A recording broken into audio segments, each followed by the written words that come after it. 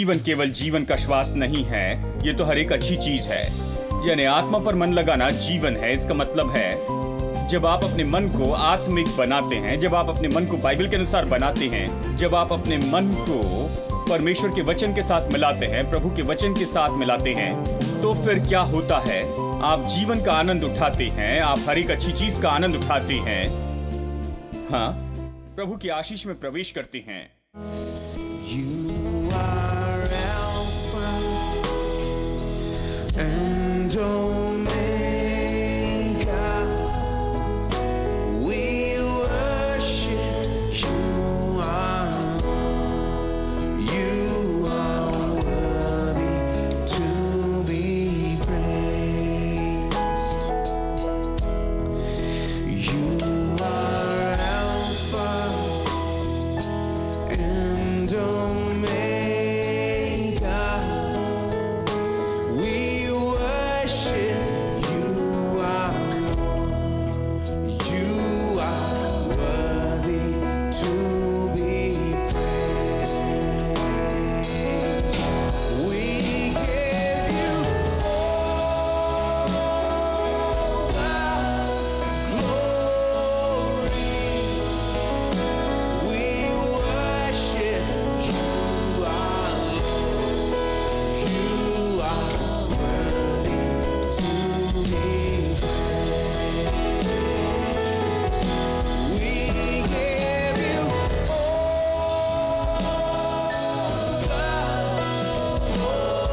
the glory.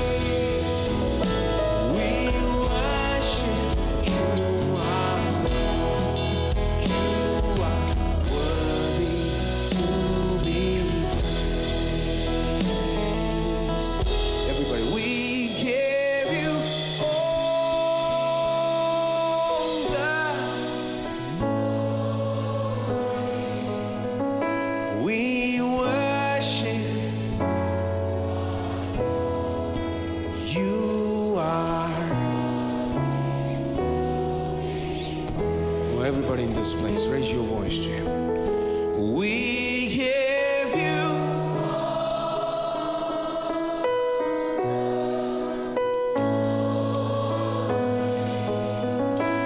we worship you, our Lord. You are worthy to be. Oh, we give you all the glory, Lord. We give you all the glory.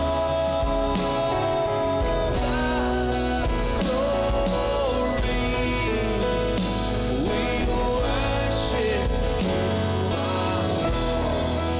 You are worthy to be praised.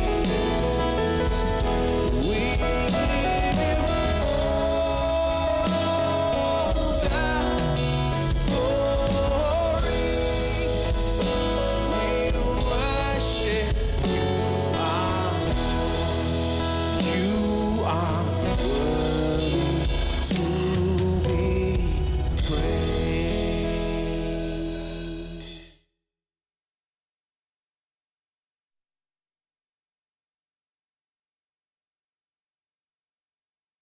प्रकाशित वाक्य 1 से वचन 5 के आखिरी भाग से वचन 6 पूरा पढ़ लेंगे। वो हमसे प्रेम रखता है और उसने अपने लहू के द्वारा हमें पापों से छुड़ाया है और हमें एक राज्य और अपने पिता परमेश्वर के लिए याजक भी बना दिया। उसी की महिमा और पराक्रम युगान युग रहे। आमेन। अब हम चर्चा कर रहे हैं कि कैसे हम परमेश्वर के सामने राजा हैं। ये वचन इसे बहुत स्पष्ट रीति से बताता है कि केवल उसने अपने लहू से हमें धोया ही नहीं, परंतु उसने हमें राजा भी बनाया। ये सच्चाई कि हम परमेश्वर के लहू से धोए गए हैं, ये बहुत ही विवरण के साथ स्पष्ट रूप में बताता है। इसके लिए प्रभु का धन्यवाद। इससे पहले आना चाहिए, लेकिन उसके बाद ये सिखाना बहुत महत्वपूर्ण है कि छुटकारे ने हमें क्या बनाया है। उसने हमें राजा बनाया है। बहुत से लोग जानते हैं कि हम लहू के द्वारा धोए गए हैं, लेकिन फिर नहीं जानते कि उसके बाद खुद के बारे में वो क्या सोचे। वो नहीं जानते कि छुटकारे ने उनके लिए क्या किया, तो वो आगे नहीं बढ़ सकते हैं। उनका मसीह जीवन इस तरह उत्तमता में बेहतर नहीं होता है, पहले से वो बेहतर नहीं होता है। अब इस तरह की शिक्षा जहां आप सीखते हैं कि आप परमेश्वर के सामने राजा हैं, जब इस संसार में आप रहते हैं तो आप राजा के जैसे रहते हैं, क्योंकि परमेश्वर ने आपको राजा बनाया है। छुटकारे ने आपको राजा बनाया है, राजा का ओहदा दिया है। ये जरूरी है क्योंकि ये संसार में आपके जीने के स्तर को ऊंचा उठाता है। अब जब आप राजा के बारे में कहते हैं तो तुरंत ही राजा का अधिकार, राजा की सामर्थ, राजा का ओहदा, राजा का धन, ये सब कुछ मन में आता है। और मैं विश्वास करता हूं कि इसीलिए तो ये कारण है कि बाइबल हमें राजा के रूप में बताती है, क्योंकि यह हमें बताने की कोशिश करती है कि हम बिल्कुल इसी तरह अधिकार, सामर्थ, धन रखते हैं और ओहदा रखते हैं जैसे कि राजा के पास होता है। छुटकारे ने यह हमारे लिए किया है। तो हम कह रहे हैं राजा के अधिकार के बारे में कैसे ये शब्दों से पूरा होता है। और हाल ही में अभी हम चर्चा कर रहे हैं राजा के धन पर। राजा की संपत्ति सामान्य मनुष्य की संपत्ति से अलग होती है। सामान्य मनुष्य को पूछे कि वो कैसे धनी बना, सबकी अपनी कहानी है। कितनी मुश्किल का सामना किया, कितनी देर तक कोशिश की, कितने घंटे काम किया, कैसे पसीना बहाया और कैसे इसे कमाया, ये हमेशा उनकी कहानी होती है। लेकिन एक राजा अपनी संपत्ति को इस तरह से नहीं पाता है। राजा विरासत में सारी संपत्ति पाता है। उसके पूर्वज, उसके परदादा उसके लिए विरासत छोड़कर गए हैं। पीढ़ियों से उसके पास धन आते गया, इस तरह विरासत के रूप में उसे अपना धन मिला है। जब बाइबल कहती है कि हम राजा है, तो ये कहती है कि हमारा धन जो परमेश्वर देता है, ये परमेश्वर के द्वारा हमें दी गई विरासत है। ये विरासत के रूप में हम तक आती है, हमारे पसीने के द्वारा नहीं, हमारी कड़ी मेहनत से नहीं, हमारे कष्ट से नहीं, लेकिन ये प्रभु ने दी विरासत से आती है। अब इसलिए मैंने नीति वचन अध्याय 10 वचन 22 के बारे में कहा, और ये राजा के धन के बारे में बताती है। ये स्पष्ट कहता है कि प्रभु की आशीष ही से धन मिलता है। हमें कौन धनी बनाता है? प्रभु की आशीष हमें धनी बनाती है, और वो उसके साथ दुख मिलाकर नहीं देता है। दुख का मतलब है बहुत कष्ट, कड़ी मेहनत, काम करना जब तक कि आप सच में सारी नींद बेकार कर देना, पसीना बहाना और सच में बहुत ज्यादा काम करना, और ये बहुत से लोगों की कहानी है। बाइबल कहती है कि धन यहोवा की आशीष ही से मिलता है और वो उसके साथ दुख मिलाकर नहीं देता है। मैंने प्रभु वचन से आपको ये दिखाया। हम देखते आए हैं, परमेश्वर के वचन से महत्वपूर्ण बातों को देखा कि कैसे ये दुख मनुष्य के लिए परमेश्वर का असली मकसद नहीं था। काम तो परमेश्वर ने दिया, लेकिन ये दुख के साथ का काम नहीं था। ये तो दुख की बात हो गई, या दुख काम के साथ में जुड़ गया केवल पतन आने के बाद में। मैंने दिखाया बाइबल से कि कैसे जब मनुष्य ने परमेश्वर को काम दिया तो ये बस केवल एक कार्य था, ये बुलाहट थी उसके जीवन के लिए। जो करने के लिए मनुष्य को बुलाया गया उसका आनंद उठाना था, उसे कार्य दिया गया था। उसकी योग्यता, उसकी महारत उसके काम के द्वारा यहां पर प्रकट किए जा रहे थे। लेकिन अब ये जो वही बात है, ये तो वहां पतन के बाद में कष्ट हो गई, क्योंकि अब उसके प्रयोजन के लिए काम ही स्रोत बन गया था। पतन के पहले काम उसका स्रोत नहीं था, जो प्रयोजन था वो तो परमेश्वर से आता था। परमेश्वर यहोवा यीरे उसका प्रयोजन करता था। काम और उसका प्रयोजन जुड़ा हुआ नहीं था। काम और प्रयोजन एक साथ जुड़े नहीं थे। परमेश्वर ने मनुष्य के लिए पहले प्रयोजन किया और उसके बाद में काम दिया। इसका मतलब कि उसका प्रयोजन परमेश्वर ने कभी नहीं चाहा कि यह उसके काम के द्वारा आए। उसे काम करना था क्योंकि उसकी बुलाहट थी, उसे संतुष्टि पानी थी और अपने काम के द्वारा दूसरे लोगों के लिए उसे आशीष होना था। लेकिन उसका काम कभी उसके प्रयोजन के लिए जरिया नहीं होना था। परमेश्वर हमेशा चाहता था कि उसका प्रयोजन करता हो और वो देने वाला हो। तो परमेश्वर ने सब कुछ दिया और मनुष्य को वहां रखा और फिर उसे काम दिया। लेकिन पतन के बाद में ये इक्वेशन बदला, जहां काम के द्वारा मनुष्य को जीना था और ये काम दुख से भरा था, कष्ट से, दर्द से, और ये जैसे कहता माथे के पसीने से। यहां उत्पत्ति अध्याय 3 वचन 17 से 19 में ठीक है, तो हम विश्वास करते हैं असली उद्देश्य में जो परमेश्वर ने मनुष्य के लिए रखा, और वो असली उद्देश्य था कष्ट के बिना धन। यही प्रभु ने मनुष्य के लिए रखा। सब लोग कहे कष्ट के बिना धन। ये विश्वास करना बहुत मुश्किल है, क्योंकि संसार के लोग विश्वास नहीं कर सकते कि धन कष्ट के बिना आ सकता है। लेकिन माफ कीजिए, बाइबल सिखाती है कि कष्ट के बिना धन आता है। ये परमेश्वर का उद्देश्य है। अगर आप पतन के विचार से सोचते हैं और गिरी हुई सृष्टि के रूप में जीना चाहते और पतन पाए मनुष्य के रूप में जीना चाहते हैं, तो ये आप पर है। मैं गिरा हुआ मनुष्य नहीं, मैंने छुटकारा पाया है। मैं आशीषित व्यक्ति हूं। मैं मसीह यीशु में नई सृष्टि हूं। मैं अभी श्राप में बिल्कुल नहीं हूं। मैं प्रभु की आशीष में हूं, और आप भी ऐसे ही हैं सच में। और इसलिए हमें बहुत कष्ट में जीना नहीं चाहिए। हमें विश्वास करना है कष्ट के बिना धन में। लेकिन बहुत से विश्वासी कष्ट के बिना धन के जीवन में प्रवेश नहीं कर सकते। लेकिन कुछ बातें हैं जो उन्हें रोकती है कि इस तरह के जीवन को व्यवहारिक रूप में जीते जाएं। एक बात जो मैंने दिखाई वो ये सच्चाई है कि वो अपने मन के अनुसार जीते थे, समझ के ज्ञान से, प्रकाशन के ज्ञान के साथ नहीं। वो ज्ञान जो परमेश्वर देता है। मनुष्य असली में प्रकाशन के ज्ञान से जी रहा था। उसके पास में समझ का ज्ञान था, लेकिन वो उसका उपयोग दूसरी बातों के लिए करता था। लेकिन वो हमेशा परमेश्वर के साथ संपर्क में था। परमेश्वर हमेशा बताता था कि क्या करना है, क्या नहीं करना है, तो सब उसके लिए आसान था। उसे वाटिका से निकालने के बाद उसके लिए सारी बातें इतनी मुश्किल इसलिए हो गई क्योंकि वो परमेश्वर के संपर्क में नहीं था। वो प्रभु से संपर्क नहीं कर सका, प्रभु से कुछ नहीं बता रहा था। वो प्रभु के पास जाकर पूछ नहीं सकता था। इसलिए सारी कोशिश करता है, कोशिश करके असफल होता है। तो उसे 1000 बार कोशिश करनी थी कि कैसे ये काम करता है। यानी अगर किसी चीज की 1000 बार कोशिश करते हैं, ये तो बड़ा कष्ट है और ये तो बड़ी मेहनत है। यदि प्रभु आपका साथी होता तो पहली कोशिश में वो आपको ये बता देता। जॉर्ज वॉशिंगटन कार्वर की कहानी आप हमेशा याद रखिए। उन्होंने कहा, मेरे सामने पर्दा हटा दिया गया और परमेश्वर ने मुझे बताया मूंगफली का क्या करूं। तो उन्होंने मूंगफली को लेकर उससे 300 प्रोडक्ट्स बना लिए। क्योंकि प्रभु सहायक था, उन्होंने अपनी लैब का नाम दिया गॉड्स लिटिल वर्कशॉप, उन्होंने कहा। और साइंटिस्ट को ये पसंद नहीं। उन्हें ये कहना पसंद है कि मैंने 1000 बार कोशिश की और 1003 बार करने के बाद मैंने ये पाया। उन्हें ये पसंद है। लेकिन परमेश्वर आपको पहली बार ही बता सकता है। यही बात है, कष्ट दूर करेगा। वो उस व्यक्ति को दिखा सकता है। समय बर्बाद नहीं होगा, परिश्रम बर्बाद नहीं होगे और ये सब। तो यहां पर कष्ट के लिए एक बात जो कि लेखा रखती है वो है समझ के ज्ञान पर आधारित रहना, समझ के ज्ञान पर बने रहना। और दूसरी बात मैं सोचता हूं कि बहुत ज्यादा महत्वपूर्ण है, क्योंकि ये विश्वासियों के लिए उपयोगी होती है, वो है नया नहीं बनाया गया मन। ये मनोदशा है जो कष्ट के बिना धन को पाने के विचार को नहीं लेते हैं। बहुत से लोगों की यही समस्या है। वो तो कष्ट के बिना धन में जीवन नहीं जीते हैं क्योंकि उनके मन में ये विचार लेने को तैयार नहीं।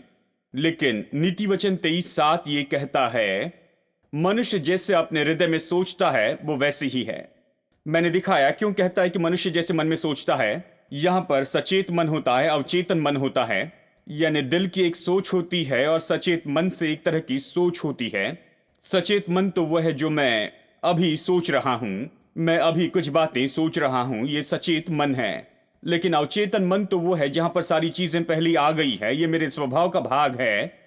मैंने कई समय तक इसे किया, कहिए 1000 बार इसे किया। तो मेरे यहां पर अवचेतन मन में कुछ बातें पहले से ही आ गई हैं जो उसने पहले सीखा है, ये भीतर में है। और मेरा ज्यादातर व्यवहार तो अवचेतन मन से आता है। साइकोलॉजिस्ट कहते हैं हमारे व्यवहार का 80% भाग तो हमारे अवचेतन मन से आता है। हम उसके द्वारा काम करते हैं। केवल 20% में वर्तमान की सोच होती है, जहां भी सोच कर इसे करना पड़ता है। बाकी सब बस ऐसे ही अपने आप आ जाता है क्योंकि सीखा और ये हमारा भाग बन चुका है। अब जैसे मनुष्य अपने मन में सोचता है, जैसे मनुष्य अपने दिल की गहराई में सोचता है, जैसे मनुष्य अपने अवचेतन मन में सोचता है, वैसे ही वो होता है। यहां जो सोचता है वो नहीं, लेकिन यहां जो सोचता है। अभी आप इस बात को समझेंगे कि कई बार लोग चर्च में, सभा में आते हैं, अच्छा संदेश सुनते हैं, लेकिन ये इनके जीवन में नहीं दिखाई देता है और ये उनके जीवन में वो बदलाव लाने नहीं देता है। क्यों? क्योंकि उन्होंने इसे सुना और इसे यहां पर समझ लिया है, और उन्होंने एक बार इसे सुना, बस इतना ही। लेकिन ये उनके दिल की गहराई में नहीं गया, ये उनका भाग नहीं बना है, ये जड़ों तक नहीं गया है, इसने उनमें जड़ें नहीं पकड़ी हैं। अब केवल जब ये भीतर में जाता है और ये जब आपका भाग हो जाता है भीतरी मनुष्यत्व का या आपके अवचेतन मन का, और केवल तभी ये जीवन में दिखाई देने लग जाता है। तो मैंने आपको दिखाया मत्ती के सुसमाचार अध्याय 15 से। चलिए मत्ती 15 में, क्योंकि हम इसे देख रहे थे, आइए इसे देखते हैं। मत्ती अध्याय 15 वचन 12। तब चेलों ने आकर उससे ये कहा कि क्या तू जानता है कि फरीसियों ने ये वचन सुनकर ठोकर खाई है। देखिए, यीशु ने कुछ कहा और फरीसियों ने ठोकर खाई उसकी शिक्षा से। उसने उत्तर दिया, देखिए यीशु का उत्तर क्या था। हर पौधा जो मेरे स्वर्गीय पिता ने नहीं लगाया वो उखाड़ा जाएगा। उनको जाने दो, वे अंधे मार्गदर्शक है और अंधा अंधे को मार्ग दिखाएगा तो दोनों ही गड्ढे में गिर पड़ेंगे। अब यीशु क्या कहता है, वो मेरी शिक्षा से क्रोधित हुए हैं क्योंकि उनके अंदर में गलत चीजें बनी हुई हैं। उनके अंदर में ऐसी चीजें हैं जो उनके अंदर में बोई गई है जिसे मेरे स्वर्गीय पिता ने नहीं बोया है। देखिए, वो कह रहा है अवचेतन मन के बारे में। वो कहता है इन लोगों के दिल में बहुत ही बेकार की बातें भरी हैं। वो सोचते हैं लेकिन उनकी सोच के बीच में कुछ न कुछ गलत है, इसलिए मेरी शिक्षा से वो क्रोधित हुए। उन्हें जाने दो, अंधा अंधे को मार्ग दिखाए और दोनों के दोनों गड्ढे में गिर जाएंगे। वो मेरी शिक्षा को कभी स्वीकार नहीं करेंगे क्योंकि उनके दिल में गलत चीजें बोई गई हैं। और हर एक पौधा जिसे मेरे पिता ने नहीं लगाया है उसे निकाला जाएगा। उसने कहा उसे उखाड़ा जाएगा। बिल्कुल सच है। बहुत से लोगों की यही समस्या है। बहुत सी बातें उनके दिल में इस तरह से बोई गई हैं जो स्वर्गीय पिता ने नहीं बोई हैं। परंपरा ने ये सारी बातें बोई हैं, उनकी विधियों ने इसे उनके अंदर बोया है, उनकी आस्था ने उनके अंदर ये सब कुछ बोया है। और चाहे जो भी हो, उनका वातावरण या फिर उनके जो अनुभव रहे हैं और इन सारी बातों ने उनके अंदर में बहुत सी बातों को बोया है इतने साल में। बहुत से लोगों के लिए देखिए, ये बातें जो स्वर्गीय पिता ने नहीं बोया है, ये बाइबल की बातें नहीं हैं। कई बार वो परमेश्वर की इच्छा और परमेश्वर की योजना के पूरी तरह से विरुद्ध में होते हैं, प्रभु के विचार के विरुद्ध में होते हैं, लेकिन ये बोए गए हैं। लोग सोचते हैं बिल्कुल उल्टा ही जो कुछ भी बाइबल कहती है उससे, क्योंकि ये बोया गया है उनकी परंपरा के द्वारा। ये बोया गया है क्योंकि उनकी ऐसी परवरिश हुई है। और यीशु कहता है हर एक बात जो मेरे स्वर्गीय पिता ने नहीं लगाई है उन्हें निकाल देना चाहिए, उन्हें उखाड़ देना चाहिए, कहता है। और ये बात तो बिल्कुल सही है। जानते हैं, शैतान इस तरीके का उपयोग करता है कि वो बोए वो बातें जो वो बोना चाहता है कि आपको गलत जीवन में लेकर आए। वो जानता है प्रभु कैसे काम करता है। वो जानता है मनुष्य जैसे सोचता है अपने दिल में वैसे ही वो है। अगर वो मनुष्य के जीवन पर प्रभाव डालना चाहता है तो जानता है प्रभु ऐसे ही करता है। परमेश्वर अपना वचन मनुष्य के दिल में रखता है, जहां वो दिन रात उस पर मनन करता है और फिर वो सफल हो जाता है क्योंकि ये उसके दिल में गहराई में जाता है। इसी तरह से शैतान भी अपने विचार रखता है, अपने मन को, अपनी बातों को लोगों के दिल में, क्योंकि वो जानता है सब ऐसे ही काम करते जाता है और इन बातों को निकाल दिया जाना चाहिए। अब चलिए हम और भी कुछ वचन देखते हैं जहां पर पौलुस इसके बारे में कहता है। प्लीज रोमियो अध्याय 8 में पहले चलते हैं। पौलुस वही बात कहता है जो यीशु यहां पर कहता है। पौलुस यहां पर यही बात कहता है रोमियो अध्याय 8 वचन 5 में, क्योंकि शारीरिक व्यक्ति शरीर की बातों पर मन लगाते हैं परंतु आध्यात्मिक आत्मा की बातों पर मन लगाते हैं। अब ये कहता है मन लगाते हैं, ये कहता है शरीर की बातों पर, लेकिन ये विचार के बारे में कहता है शारीरिक व्यक्ति शरीर की बातों पर मन लगाते हैं परंतु आध्यात्मिक आत्मा की बातों पर मन लगाते हैं। इसका मतलब जो शरीर पर मन लगाते हैं उनमें शारीरिक विचार होते हैं, जो आध्यात्मिक होते हैं उनमें आत्मिक विचार होते हैं। क्योंकि शरीर पर मन लगाना तो मृत्यु है परंतु आत्मा पर मन लगाना तो जीवन और शांति है। यह बहुत ही सामर्थ्य वाक्य है। शारीरिक मन वाला होना, देखिए शारीरिक मन वाला होना ये तो और कुछ नहीं, भक्तिहीन मन है, बाइबल के अनुसार नहीं है। देखिए ऐसी बातें हैं जो परमेश्वर ने नहीं कही वो आपके मन में आ गई है। देखिए, ऐसी बातें आती हैं, ये किसी तरह आपकी सोच का भाग हो गई है, लेकिन ये शारीरिक मन है। ये बाइबल की शिक्षा नहीं है जिसने इन सारी बातों को आपके मन में लाया है, लेकिन ये बाइबल के अनुसार नहीं है। कई बार तो ये परमेश्वर के वचन के विरुद्ध में होता है। और जब आप शारीरिक मन वाले होते हैं तो ये मृत्यु है कहता है। मृत्यु क्या है? मृत्यु केवल गिरकर मरना नहीं। देखिए, गिरकर मर जाना कई बार अच्छा होता है क्योंकि सब खत्म होता है। मृत्यु का सच में अर्थ है हर एक बात जो गलत है, हर एक बात जो बुरी है, ये सब यहां पर एक शब्द में है, मृत्यु में। परमेश्वर ने आदम से कहा जिस दिन तू ये फल खाएगा तू मर जाएगा, ठीक है? लेकिन जिस दिन उसने ये फल खाया वो मरा क्या? नहीं, वो 900 साल के लगभग जिया। तो परमेश्वर का क्या अर्थ है? जब तू इसे खाएगा उस दिन तू मर जाएगा। इसका मतलब है जिस दिन तू इसे खाएगा तू मृत्यु को न्योता देगा। मृत्यु मतलब ये कि तू सारी बुरी बातों को अपने जीवन में न्योता देगा और तुम्हारे जीवन में सारी बुरी बातें हो जाएगी। और देखिए, ये बात तो बिल्कुल सच है, ठीक है? वो 900 साल तक जिया, लेकिन 900 साल तक बहुत बुरा जीवन जिया। 900 साल परमेश्वर के बिना श्रापित जीवन जिया, शांति के बिना का जीवन। और ये सब यानी शरीर पर मन लगाना तो मृत्यु है। इसका बस यही अर्थ है, ऐसा जीवन जिसमें शांति नहीं है, ऐसा जीवन जिसमें आनंद नहीं, जिसमें परमेश्वर की आशीष नहीं है। शरीर पर मन लगाना तो मृत्यु है, परंतु आत्मा पर मन लगाना तो जीवन और शांति है।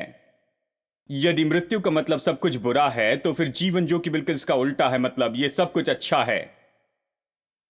यानी जीवन केवल जीवन का श्वास नहीं है, ये तो हर एक अच्छी चीज है। यानी आत्मा पर मन लगाना जीवन है। इसका मतलब है जब आप अपने मन को आत्मिक बनाते हैं, जब आप अपने मन को बाइबल के अनुसार बनाते हैं, जब आप अपने मन को परमेश्वर के वचन के साथ मिलाते हैं, प्रभु के वचन के साथ मिलाते हैं, तो फिर क्या होता है? आप जीवन का आनंद उठाते हैं, आप हर एक अच्छी चीज का आनंद उठाते हैं, हाँ, प्रभु की आशीष में प्रवेश करते हैं। तो ये सामान्य रूप में वही कह रहा है जो नीति वचन 23:7 कहता है कि जैसे मनुष्य मन में सोचता है वो वैसे ही है। यदि आत्मा पर मन लगाते हैं तो जीवन और शांति है, और शरीर पर मन लगाते हैं तो यह मृत्यु है।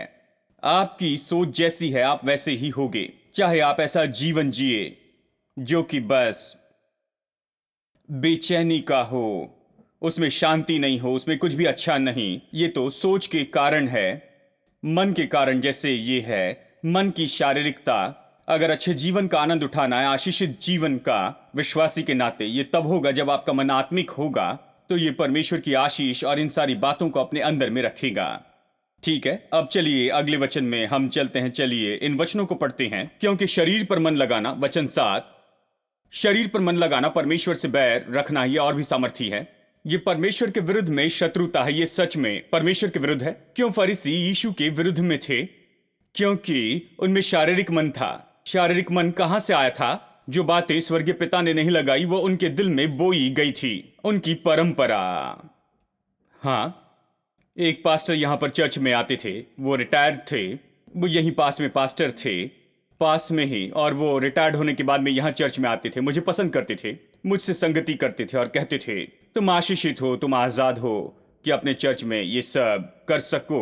लेकिन जिस चर्च में मैं पास्टर था वहां पर ऐसा नहीं था। मैं कुछ भी नहीं बदल सकता था अपने चर्च में। कहा इतने पारंपरिक।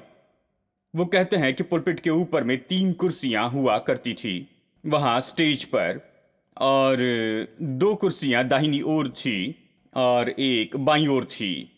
और किसी कारण उन्होंने निर्णय लिया कि एक कुर्सी वो वहां से यहां पर लाएंगे और यहां पर 2 कुर्सियां और वहां पर 1 कुर्सी रखेंगे।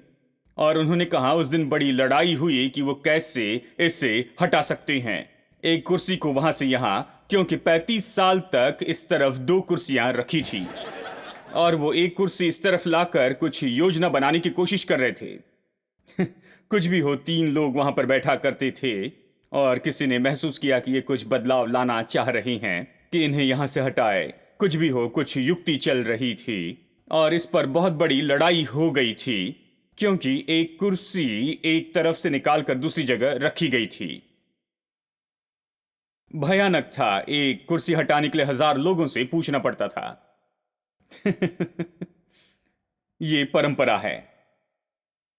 लोग एक बात में फंस जाती हैं और फरीसियों की परंपरा तो इससे भी बहुत ही बुरी थी। वो तो अपने ही मार्गों में फंस चुके थे। और जब यीशु आया, वो तो अद्भुत शिक्षक था।